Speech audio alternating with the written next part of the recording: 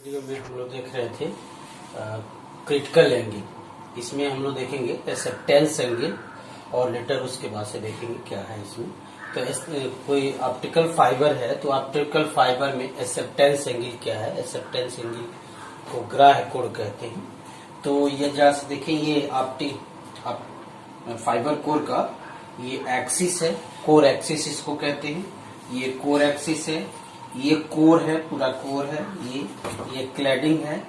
तो core axis में कोई रेज यहाँ से इंटर कर रहा है। मान लीजिए कोई रे ए है और ये बी है, तो ये मैक्सिमम एंगल है। इससे ज्यादा या इससे कम एंगल पर कोई रेज इंटर करता है तो क्या होगा, वो क्लैडिंग में डिस्पर्स हो जाएगा।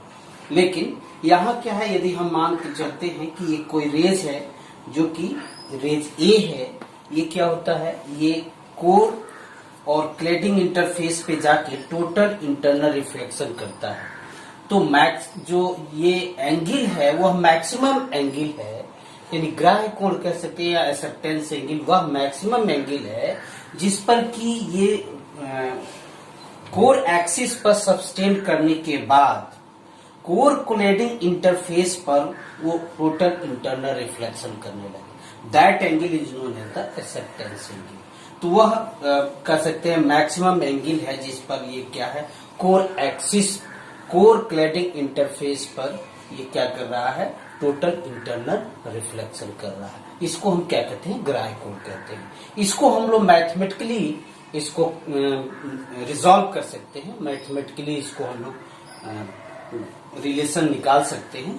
तो सपोज कर लीजिए, मान लेते हैं कि रे ए है, ये इंटर कर रहा है और यहाँ देखिए ये एयर है और ये क्या है, ये कोर मटेरियल है। तो इसकी रिफ्रैक्टिव इंडेक्स क्या है, n0 है। इसकी रिफ्रैक्टिव इंडेक्स n1 मानते हैं, इसकी रिफ्रैक्टिव इंडेक्स n2 मानते हैं। तो ये यदि ये इंटर कर रहा है तो लॉ ऑफ रिफ्रैक्शन के थ्रू इसको हम लोग डिस्कस कर सकते हैं कि लॉ ऑफ रिफ्रैक्शन क्या है। तो इसमें स्नेल लॉ है। तो यहां से स्नेल लॉ से इसको एक मीडियम से जब दूसरे मीडियम में इंटर कर रहा है तो यहां देखिए ये रिफ्रैक्टिव इंडेक्स n0 है, इसका n0 है इसकी refractive index, n0 refractive index है। ये n1 है, ये n2 है। तो ये कोर है, ये क्लैडिंग है, ये एयर मीडियम से कोर मीडियम में जा रहा है। तो यहां से n0 साइन थीटा नॉट से इंटर कर रहा है, n1 साइन थीटा 1। ठीक है, तो ये स्नेल लॉ से आ गया यहाँ। तो जैसे देखिए इसको ऐसे भी लिखा जा सकता है, इसको ये थीटा 1 जो है, थीटा 1 ये एंगल है, ये थीटा 1 है। तो एक मीडियम से दूसरे मीडियम में इंटर किया है। इस थीटा 1 को हम लिख सकते हैं 90, ये जहां से देखिए ये नॉर्मल है तो 90 माइनस थीटा आई लिख सकते हैं। थीटा आई क्या है, ये इंसिडेंट एंगल जो यहाँ ये इंसिडेंट कर रहा है। ये एंगल क्या होना चाहिए, TIR करने के लिए हम लोग कल देख रहे थे, डिस्कस कर रहे थे कि theta I is greater than theta C, greater than equal to the theta C. ये एंगल क्या है, ये इस एंगल से यानी क्रिटिकल एंगल से ज्यादा होगा तो टोटल इंटरनल रिफ्लेक्शन हो पाएगा। ठीक है, तो ये एंगल को थोड़ा सा रिजॉल्व किया जाए तो यहां से देखें इसको 90 माइनस थीटा आई लिख सकते हैं, ये एंगल लिख सकते हैं। ठीक है ना, ये एंगल सेम एंगल होगा, ये सेम एंगल होगा। ठीक है, तो 90 माइनस थीटा आई लिख सकते हैं। तो n0 थीटा, या इसी को और थोड़ा सा देखें और सिंप्लीफाई कर सकते हैं। तो 90 of minus theta equal to cos theta. तो क्या हो जाएगा, n1 cos थीटा आई हो जाएगा। ठीक है, और पूर्ण आंतरिक प्रावर्तन करने के लिए मिनिमम जो कंडीशन होना चाहिए, क्या होना चाहिए, incident angle equal to the critical angle or greater than the critical angle होगा। तो इंसिडेंट एंगल जो है थीटा आई जो है, वो थीटा आई कितने के बराबर होना चाहिए, थीटा सी के बराबर होना चाहिए, यानी क्रिटिकल एंगल के बराबर होना चाहिए। तो इस रिलेशन के आधार पर यहां से देखें, यहां से इसको हम डिस्कस कर सकते हैं। तो ये n0 theta I equal to हो जाएगा n1 cos थीटा सी।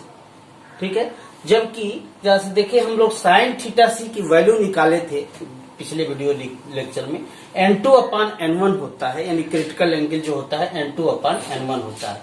तो cos थीटा सी जो होगा वो कितना होगा, 1 minus root 1 minus sine square theta C होगा। ठीक है, तो यहां से इसको वैल्यू रख दे, sine theta C n2 upon n1 की वैल्यू इसमें रख देते हैं, तो कितना हो जाएगा, कास थीटा सी की यहाँ की इसकी वैल्यू हम निकाल सकते हैं root 1 minus n2 square upon n1 square.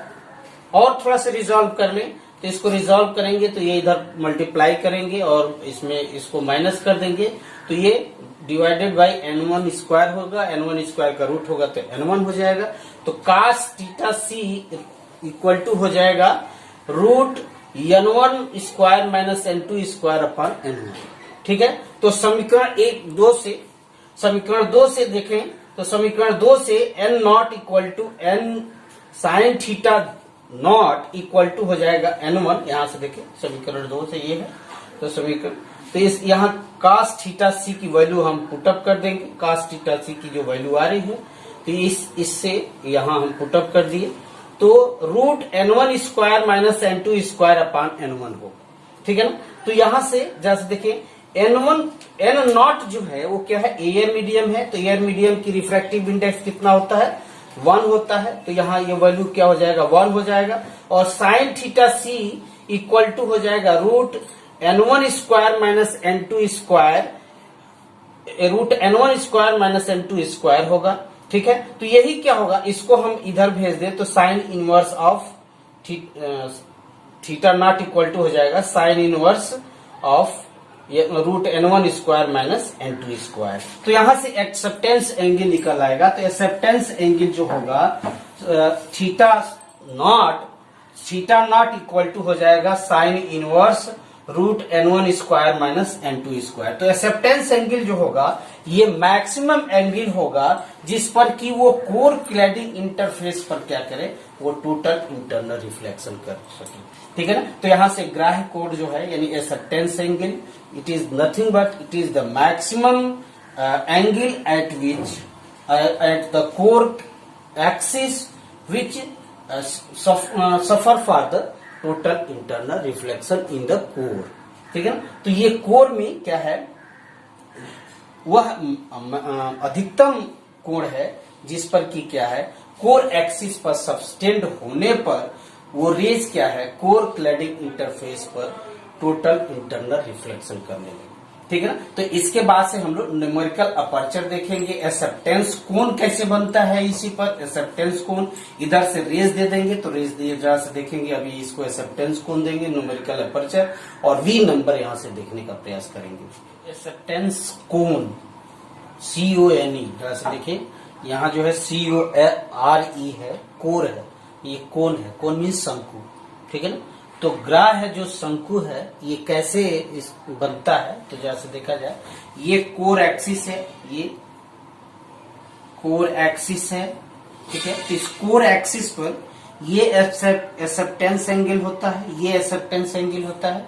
ठीक है, ये एक्सेप्टेंस एंगल और ये एक्सेप्टेंस एंगल, तो इस एक्सेप्टेंस एंगल जरा से देखिए, ये ऐसे जा रहा है, रेज ऐसे इंटर कर रहा है, ये रेज ऐसे इंटर कर रहा है, तो ये एक्सेप्टेंस एंगल और ये एक्सेप्टेंस एंगल, तो उन दोनों ओर से ये जो एक्सेप्ट होगा TIR होगा, यहां से भी ये रेज TIR होगा, इसका भी TIR होगा।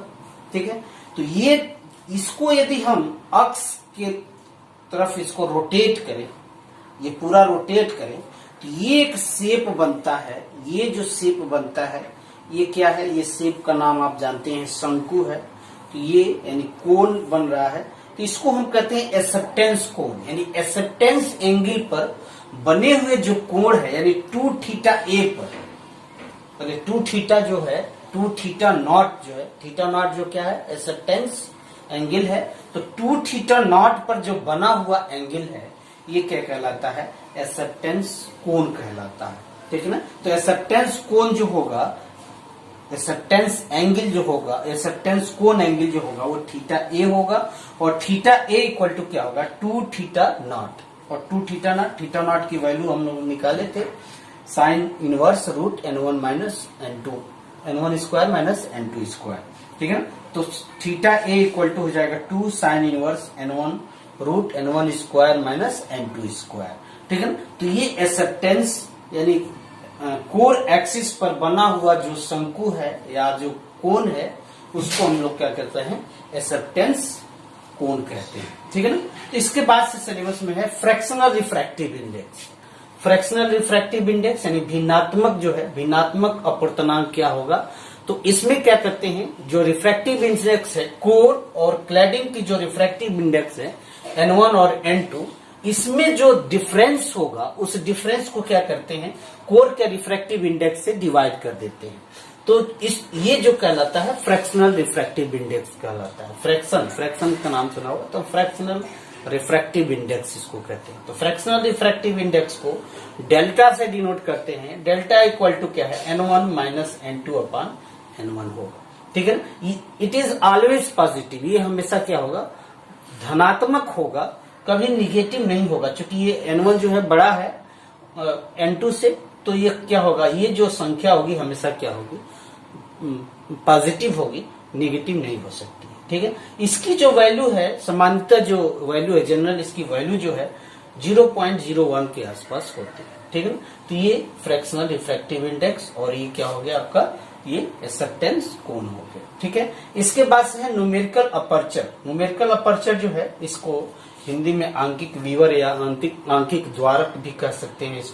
इसको NA से डिनोट करते हैं। तो जो एक्सेप्टेंस एंगल है उसका जो साइन, जो वैल्यू होगा, sine of the acceptance angle जो होगा, उसको हम न्यूमेरिकल अपर्चर कहते हैं। या इसको देखें जरा से, एक्सेप्टेंस ये एक्सिस पर, कोर एक्सिस पर जो रेज की गैदरिंग कैपेसिटी है, जो रेज की गैदरिंग कैसे ये इकट्ठा होके टोटल इंटरनल रिफ्लेक्शन यहां से कर रहा है, तो ये जो इसको कह सकते हैं, ये जो गैदरिंग कैपेसिटी है, प्रकाश का जो यहाँ इकट्ठा होने की जो क्षमता है, वो क्या कहलाता है, न्यूमेरिकल अपर्चर कहलाता है। तो न्यूमेरिकल अपर्चर को आंकिक द्वारक जो इसको कहते हैं कि किस, इससे हम लोग गणना कर सकते हैं कि प्रकाश कितना यहाँ से इकट्ठा होके कोर एक्सिस पर कितना इकट्ठा होके क्या कर रहा है, टोटल इंटरनल रिफ्लेक्शन कर रहा है। ठीक है ना। तो एक्सेप्टेंस एंगल जो है, it is nothing but it is the sine of the angle of the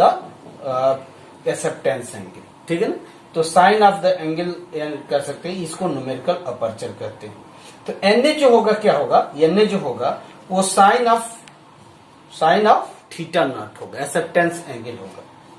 तो NA इक्वल टू क्या हो जाएगा, साइन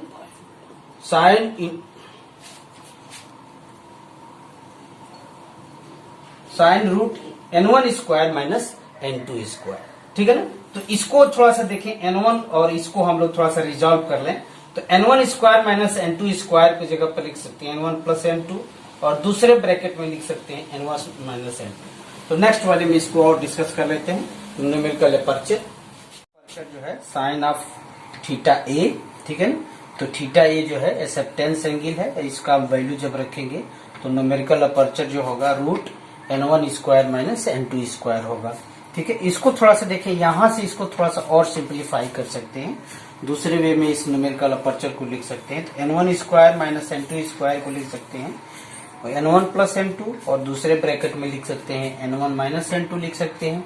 या इसमें क्या करें, 2 से डिवाइड कर दें, इसमें N1 से डिवाइड कर दें, तो 2N1 इसमें मल्टीप्लाई कर दें, तो इसको ऐसे लिख सकते हैं। तो इसको ऐसे लिख सकते हैं, N1 square minus N2 square equal to लिख सकते हैं N1 प्लस N2 बाई 2, और N1 minus N2 by N1, ये N1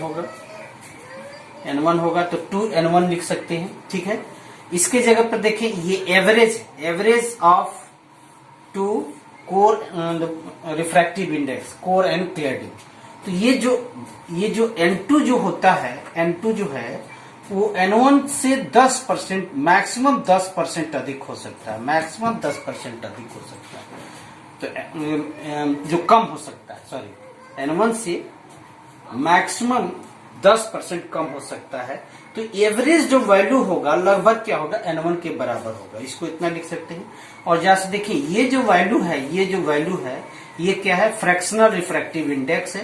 तो इसके दोनों जगह पर N1 लिख सकते हैं और फिर डेल्टा लिख सकते हैं। तो इसको पूरी तरह से सिंप्लीफाई कर दें, तो सिंप्लीफाई करने के बाद N1 square minus N2 square equal to कितना होगा, 2N1 स्क्वायर इंटू डेल्टा, ठीक है ना।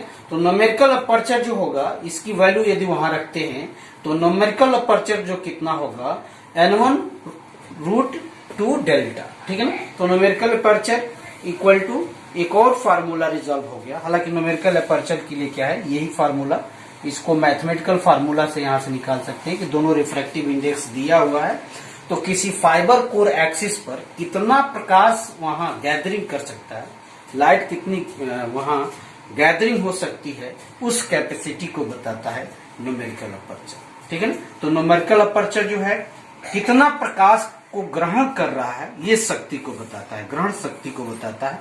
न्यूमेरिकल अपर्चर का वैल्यू जितना ही अधिक होगा उतना ही उस पर क्या है, लाइट गैदरिंग होगी, कोर एक्सिस पर लाइट गैदरिंग होगी। तो लाइट गैदरिंग यानी प्रकाश का ग्रहण उतना ही ज्यादा होगा, उतना ही क्या होगा, टोटल इंटरनल रिफ्लेक्शन होगा, ठीक है ना। तो इसकी वैल्यू जितना ही अधिक होगा ये लाइट गैदरिंग कैपेसिटी को बताएगा। उसके बाद से सिलेबस में है वी नंबर या वी संख्या इसको कहते हैं। इससे क्या है, नंबर ऑफ मोड्स निकाल सकते हैं कि कितने पाथ है, उस पाथ पर क्या कर रहा है, लाइट क्या कर रही है, प्रोपोगेट कर रही है, ठीक है ना। तो यहां से ये जो वी नंबर से हम नंबर ऑफ मोड्स निकाल सकते हैं कि कितने पाथ, नंबर ऑफ पाथ निकाल सकते हैं कि कितने पाथ पर लाइट प्रोपोगेट कर रही है, ठीक है ना। तो नंबर ऑफ मोड्स को nm से डिनोट करते हैं और nm जो होगा वो 2 pi square r is the radius of the core and divided by lambda square, lambda is the wavelength of light propagated in the optical fibre core, ठीक है ना, into n1 square minus n2 square, n1 square minus n2 square.